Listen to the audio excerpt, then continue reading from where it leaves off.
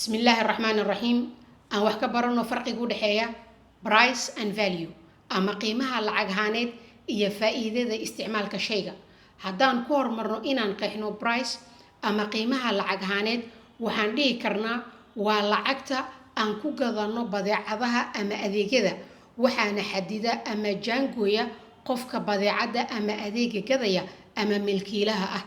halka value ama faa'iidada isticmaalka shayga aan ku qeexi karno inay tahay faa'iidada uu macmiilka u arko inay leedahay badeecada ama adeega waxaana jaangooya mugga ama xajmiga faa'iidada shayga macmiilka isticmaalaya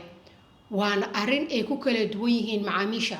oo badeecad aad u aragtid inaadan faa'iido badan ka helin ayaa waxaa laga yaabaa inuu qof kale u arko inay leedahay faa'iido xooggan marka loo fiiriyo qiimaha ay joogto iyo sida ay baahidiisa u dabooshay haddaba si aan iskula fahanno qeexidaas aan aragno tusaalahan aan dhahno koob kafee ah ayaa waxaa la siinayaa $5 haddaba $5 waa qiimaha ama price-ka la gadayo koobkan kafeega ah oo macmiil waliba oo raba kafeegan waa inuu bixiyaa $5 qiimahaasna waa mid loo siman yahay waana waxa laga wado micnaha price balse kala duwanaanshaha waxa ay ka imaanaysaa marka la joogo value ama faa'iidada laga helayo gadashada kafeegan aan dhahno qof ladan ama haysta lacag haddana mashquulsan marka uu bixinayo $5 ee kafeegan uu joogo qofkaasi wuu ogol yahay inuu lacagtaasi bixiyo waayo waxa ay ka fiirinayaan howl fududeynta ay helayaan dhadhanka kafeega iyo inuu fariisan karo jawi uu ku shaqayn karo ama uu ku nasan karo markay sidaas u xisaabtamaan waxa u soo baxaysa in $5 ay tahay mid ka hooseysa faa'iidada dheeriga ah oo ay heleen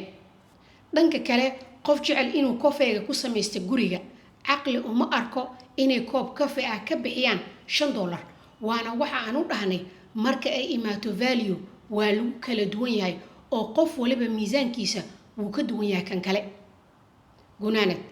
haddii aad rabtid inuu ganacsigaada guulaysto waxaad ku dadaashaa in faa'iidada ay helayaan macaamiisha ama value-ga ay ka badan tahay lacagta aad gadaysid badeecada ama adeega haddaad sidaas yeeshidna waxaad ka dhaxli kartaa in macaamiisha ay shirkadaada ama ganacsigaada daacad u noqdaan